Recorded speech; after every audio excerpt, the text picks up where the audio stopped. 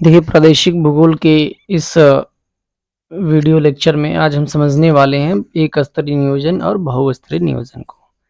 Regional planning and development का जो मैं टॉपिक पढ़ाना स्टार्ट किया हूँ आपको, इसमें मैं बहुत अच्छे से आपको और आसान शब्दों में सारी चीज़ों को समझाऊँगा।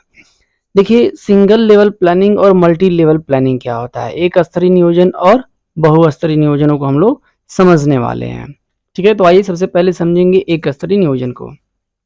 प्रादेशिक भूगोल में एक स्तरीय नियोजन से तात्पर्य ऐसी नियोजन प्रक्रिया से है जिसमें किसी विशेष क्षेत्र के लिए निर्णय लेने की प्रक्रिया में स्थानीय समुदाय, संगठन और सरकारी एजेंसियों के बीच समन्वय और सहयोग होता है।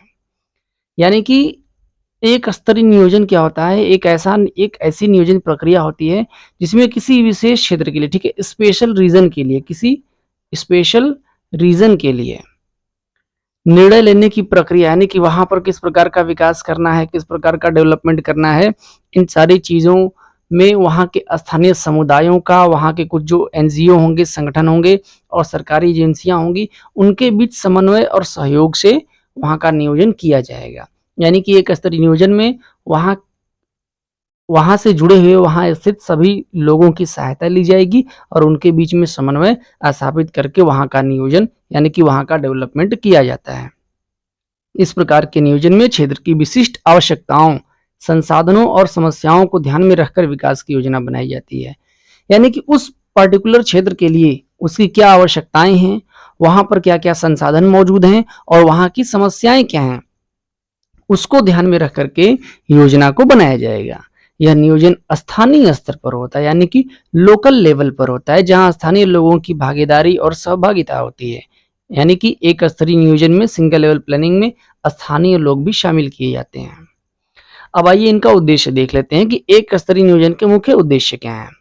एक स्तरीय नियोजन के उद्देश्य हैं स्थानीय आवश्यकताओं को पूरा करना, संसाधनों का सही उपयोग करना, क्षेत्रीय विकास को बढ़ावा देना और सामुदायिक भागीदारी तथा सहभागिता को प्रोत्साहित करना।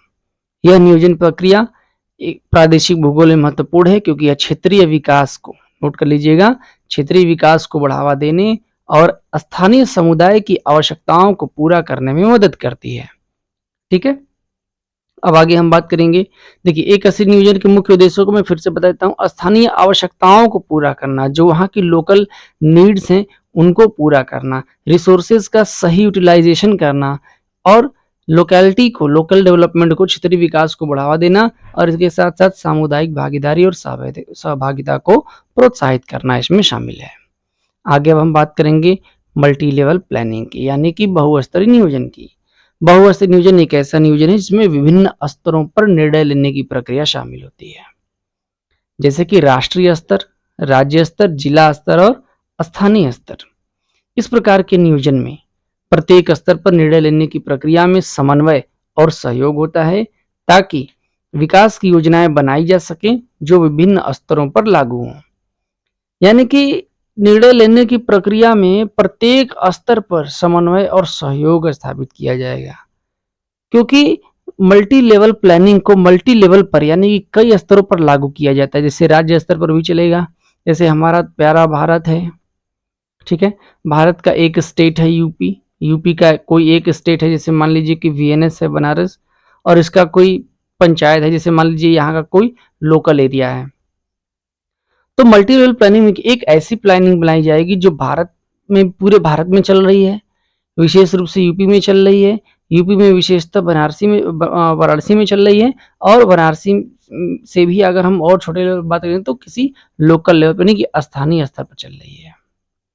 इन प्रक्रियाओं की अगर बात करेंगे तो जैसे मान लीजिए कि हम बात करते हैं स्वच्छता की।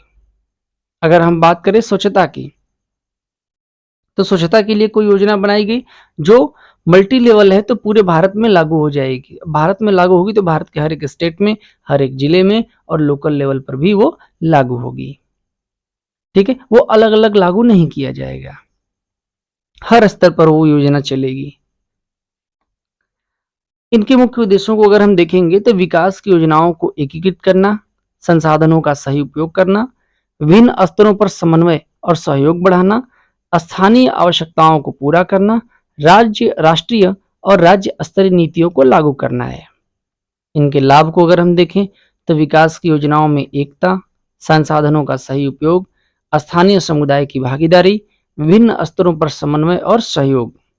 यह नियोजन प्रक्रिया प्रादेशिक भूगोल में महत्वपूर्ण है क्योंकि यह विकास की योजनाओं को एकीकृत करने और विभिन्न स्तरों पर समन्वय और सहयोग बढ़ाने में मदद करती है।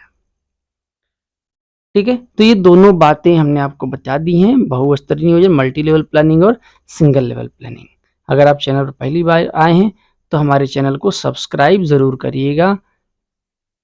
और अगर आपको कोई डाउट है और हमसे आप सीधे जुड़ना चाहते हैं तो डिस्क्रिप्शन बॉक्स में हमारा टेलीग्राम चैनल का लिंक है, ग्रुप का लिंक है, जहाँ डेली प्रतिदिन टाइमली क्विज होती है। क्विज को अटेंड करिए, डिस्कशन में शामिल होइए और सीधे मुझसे जुड़िए। जो भी आपके क्वेश्चन है, डाउट है, उसको आप क्लियर करके पूछ सकते हैं।